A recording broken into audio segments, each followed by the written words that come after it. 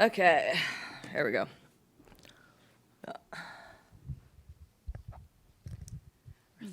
You guys are on a winning streak, 3 in a row. What's kind of worked these past few games that maybe you weren't seeing before? My voice is gone, sorry. Um, I would say just putting, this kind of generic answer, but putting a full game together, you know. I think our players understand, like, when we execute, we talk about 80 possessions. When we execute and we can maintain the 80 possessions of the game plan, then we're pretty dangerous, and it's really hard to score against us, especially we talked about. We want to protect the paint. They averaged 39 a game, and so we gave up 26. It wasn't too bad. They had 10 and a half. I told them I wanted 15 only. So, again, we have goals. They're obviously getting a lot better. And, yeah, just attention to detail. And our girls played with so much heart tonight that I'm really proud of them. Yep. I know there's been a lot of changes to the roster, but it feels like KT has been a constant in every lineup. What about her skill set is able to kind of connect different lineups together? Yeah, KT is just super reliable. I mean, I think it's her third double-double in a row. So just, again, KT's confidence that she's built through her hard work and through the work that she's done with all of her coaches, building her confidence and just kind of, I love when people show me that they want to be that person. They don't talk it, but KT backs it up with action. And so that's what I love about KT. And again, when she is solid, consistent, and vocal, we usually come out with a W. Yeah. Hey, Natalie, between the first ever overtime win on Monday and then a win like tonight where you're leading by 22, gets down to 6, how important is it to just find different ways out of different situations this early in the season? Yeah, that's a great question. We started turning the ball over. So no matter what, like live turnovers, whether it's in the first quarter, second quarter, third quarter, it's going to hurt you regardless. So thank God we actually came out with a lead, because when you do have a lead, now you don't have to play damn near perfect in the third and fourth. So we did a great job with our defense, creating our offense, getting easy points. I mean, finding Temi, too, at the rim. So doing that early, I think, allowed us to kind of, yeah, we knew Seattle was going to throw punches. We knew. They're a great team, super talented, experience. So we knew, actually, luckily we had that lead in order to sustain it in the third and fourth. And then just a follow-up on an individual player. What can you tell us about the growth of Carla at this stage? And how grateful are you that she's not going to be going away for your Eurobasket right now? I mean, if she wanted to go, obviously, we would support her.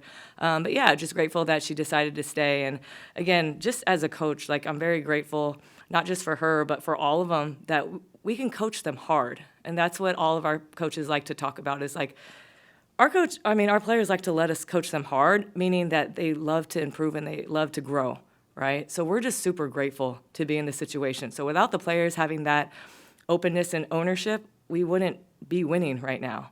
So again, credit to Carla, credit to her positional coaches. They've been great with her.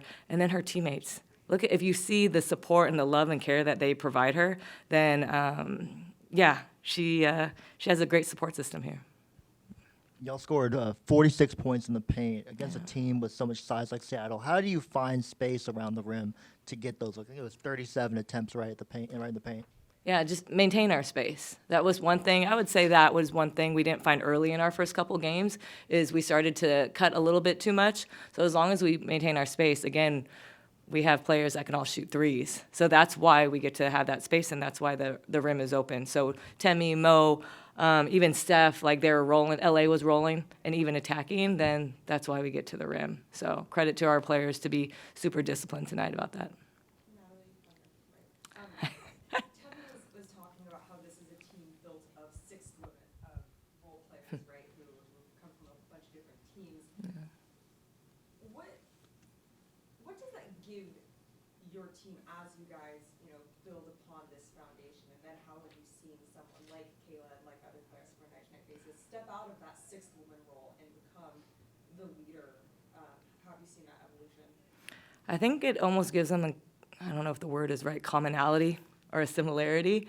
When you kind of have like a same thing about, like, whether you're from the same area or you grew up the same, like, you kind of like to share similar experiences. So everyone kind of technically being like the 7th woman because they could protect the 6th, then they kind of all share that I possibly could have been a starter, on my unit, or I'm right at the cusp of starting, or if I was given 15 more minutes, I wonder what I could do. And so I think that is what they're sharing right now. And that's what we're giving them. We're giving them either 15, 20, 30. I mean, tonight, because we're short handed, that we had to go into 35 minutes, 34 minutes. So yeah, again, credit to them. And also they just like to share the ball. And they like to, the key tonight was make your teammates better. And that's what they did. They knew AP and they knew LA were new. So I'm like, hey, how can we make them better in this space? Again, because I don't know if LA was a sixth or a seventh man or AP. So just credit to our players for having that heart, you know. Hi, Coach. It seems like the team has sort of put the league on notice in terms of, like, you know, you play really hard, you play amazing defense, and also just think about what people, you know, think about the Valkyries. Valhalla is super loud. But I'm wondering if there's anything about the team that you think is sort of underrated that you might be willing to share. Yeah, just kind of how I touched upon is their willingness to be coached hard.